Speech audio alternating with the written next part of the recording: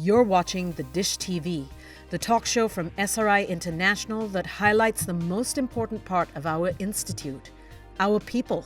I'm Renita Malhotra Hora, Head of Marketing and Communications.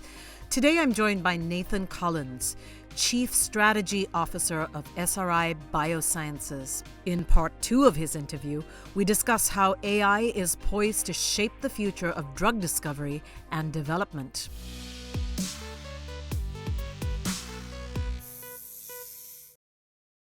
So artificial intelligence actually helps us now to think about what molecules we actually want to make. So I mentioned with SynRoute, we come up to the system with a molecule we've already decided we want to make and then go through this process to actually get it to a physical form that we can test it. AI on the front end actually says, with all the data that's out there, can I build a model around the system that I'm trying to design around? So I'm trying to make a drug against cancer for something or other, and I've got a particular set of information about this particular cancer that I want to work against. Can I design a model that will tell me which types of molecules I should be making to target that particular type of cancer? And then put that into the rest of the Symphony platform so I can make those compounds within hours or days, and then get biological data on those to then put that information back into my model and make my model better and iteratively get to a point where I can make drugs very, very quickly. So that's really where we're looking right now, is putting those 4 components together with biology on the back end to actually try to demonstrate that we can take the full drug discovery process to get to candidates which can typically take 3 to 5 years. And our goal is to see whether we can routinely shrink this down to about 6 months. With Symphony, a platform like Symphony, what is the impact this could really have on healthcare in the next 10, 20 years? What could we expect? If you look at the financial economics of drug discovery right now in this country, there was a report that came out from Deloitte, I think it was, a couple of years ago, which showed that the economics of drug discovery are just not working. The pharmaceutical industry is becoming very, very expensive. Everyone knows it's become very expensive. Things have to change in the way that the approach is being done. So automation, application of AI, streamline, in AI, both in drug discovery as well as in things like doing clinical trials, in looking at patient monitoring once the drugs are on market, things like that are basically accelerate the process of getting drugs to market. I should say the other aspect of how long it takes a drug to get to market is anything from 10 to 12 years, from the start of saying you've got an interesting compound to the point that you actually get it onto market. We've got to get that down to 5 to 6 years realistically, but still do it safely. Symphony and Symphony-like tools at various stages in the drug discovery process are going to be absolutely critical for making that happen. And the reason for this challenge and Deloitte's report that you mentioned, I'm assuming, is because labor costs are high, and because of what you said earlier, is it takes that one chemist all that time to do it and then repeat, essentially, right. Steps of the process. Yes. Is that right? Yes, that, and the industry was based on the idea that a large number of the drugs, when they got to market, would have a billion-dollar market value. As we're starting to see with the drug market sort of fragmenting into smaller areas, those market sizes are coming down to about $500 million on average. So they aren't getting the return in terms of the revenues that's coming out of this as well. What we're starting to see as the industry is maturing is that there are smaller niche diseases, rarer diseases that need to be addressed too.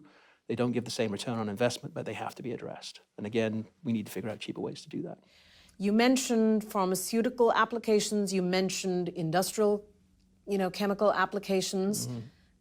I guess if we were to stick to the first, pharmaceuticals, what would connote an interesting compound? I mean, an interesting compound is a compound that works against a drug target that has a very clean profile working against that drug target. So it very cleanly addresses that target without hitting anything else and causing all of the side effects that you typically see with other drugs. It has to have a very good safety profile.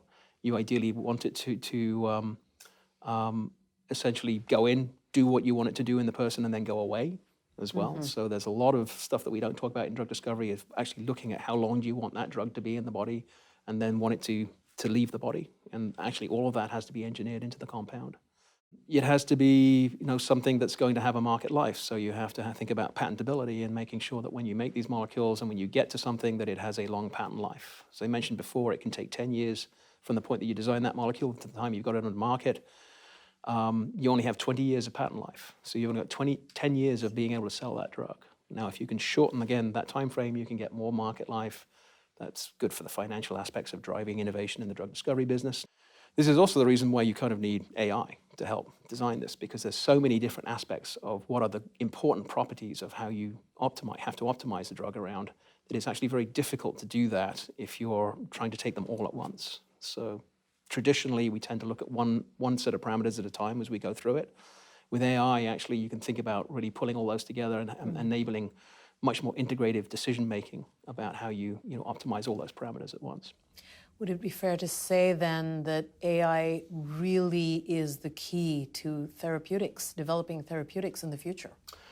Well, I think it's a bold statement to make. It needs to be proven. The first AI-designed drug actually went into clinical trials this year. Was reported in, I think, the New York Times, with actually working with a British company called Exscientia. There's a lot of excitement about that. So we'll see.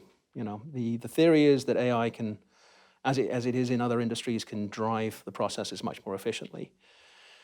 The challenge, I think, in our industry, and particularly drug discovery, is that AI really needs very large data sets. It came up with the advent and recognition of big data problems.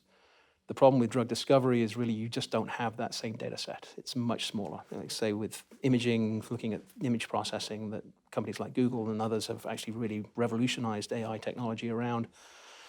You've got millions to billions of data points to be able to inform your AI model. If you're thinking about drug discovery, you usually might have 10 to 100 data points. So you're dealing with this vast data problem, as we call it in AI. So you actually can't AI by itself probably isn't going to solve the problem in drug discovery.